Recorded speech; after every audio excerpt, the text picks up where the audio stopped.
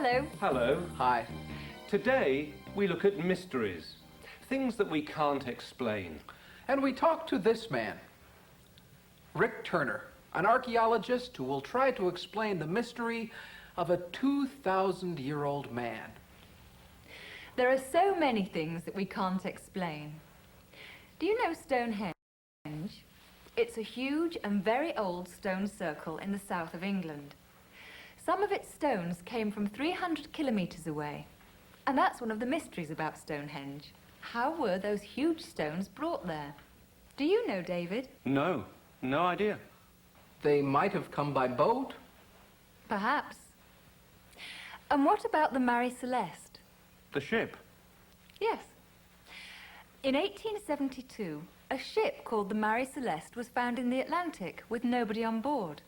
The question is, what could have happened? I suppose pirates could have attacked it. Maybe. And what about the dinosaurs? What's the mystery about the dinosaurs? Well, they lived on Earth for 150 million years. Then they disappeared, quite suddenly. Why? Perhaps there was a change in climate. Or there may have been a natural disaster, like a great flood or an earthquake. It's a mystery. How were the stones brought to Stonehenge? They might have come by boat. What could have happened to the Marie Celeste?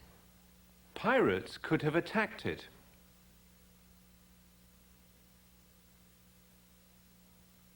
And what happened to the dinosaurs? There may have been a natural disaster.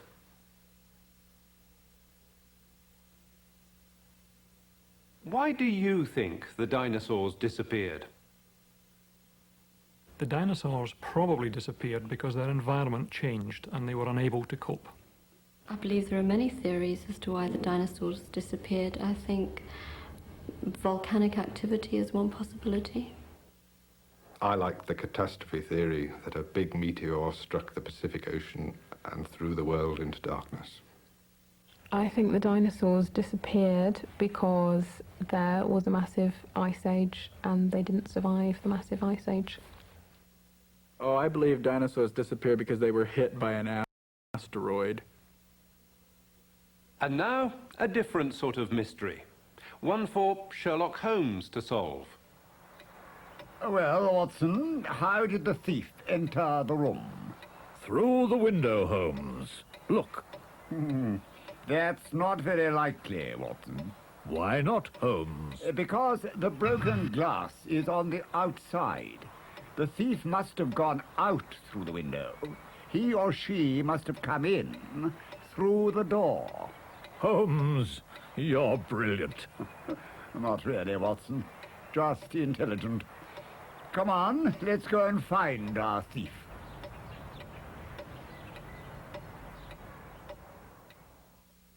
Sherlock Holmes has solved another mystery, or he thinks he has.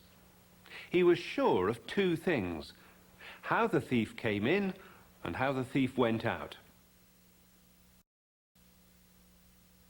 The thief must have gone out through the window.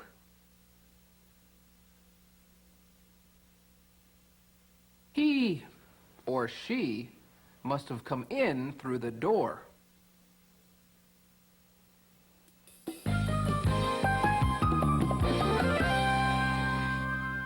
Lindow Moss is an area in the north of England where there is a lot of peat. Peat is a kind of soil with very special qualities of preservation. In the peat of Lindow Moss was found a body, which has come to be called Lindo Man. It's very well preserved and it's about 2,000 years old. The man who found the body was archaeologist Rick Turner, and he's been trying to solve the mystery of Lindo Man. The story begins in the peat depot, which is just off the site where we're standing, where the men one day found what turned out to be a well-preserved human foot. I got to hear about this as the local archaeologist responsible for the area, and came out the next day, out onto the bog just behind where we're standing, and found what turned out to be the rest of Lindo Man.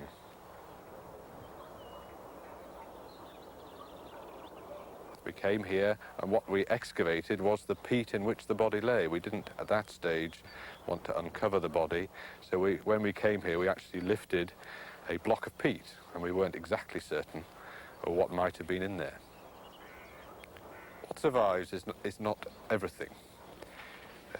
What survives are particular types of robust tissue, the skin, the hair, the fingernails, the parts of the bone that are tissue, not made of calcium. So you only have a percentage of the body surviving.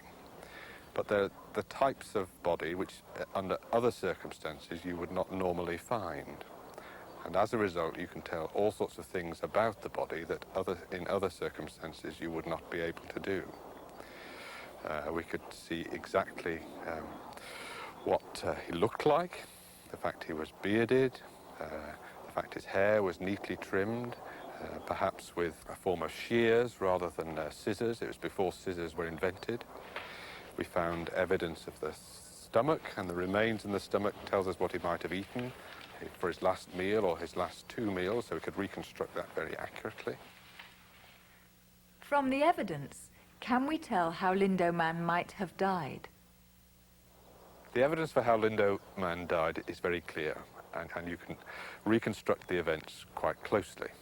What seems to have happened first is that from the 2 fractures that we found on the top of the head, it seems that he might have been hit by an axe or a weapon of some sort that certainly made him unconscious and perhaps killed him. Not happy with that, the people responsible then tied a strong cord around the neck, tied at the back of the neck, perhaps inserted a stick through the cord, twisted the stick until the neck was broken and the breathing cut off. Finally, from the evidence of a cut underneath the neck, we think he might have been bled, and the blood would have poured forth from the body onto the ground. So we have a very complicated and perhaps ritualistic death. What a way to die. What was it? They hit him on the head, strangled him, then cut his throat? As Rick said, it was a complicated and perhaps a ritualistic killing. But isn't it amazing how much they can discover from their research? Yes, it is. And they found out a lot about how he might have lived as well as how he might have died. So who was Lindo Man? And why was he killed? From all the evidence we've been able to gather from the scientific analyses and the detailed tests and the studies we've made, we can begin to build a picture of who Lindo Man was, how he lived, and how he died. He was a man, we know that for certain. He was perhaps 25, likely to be of medium build.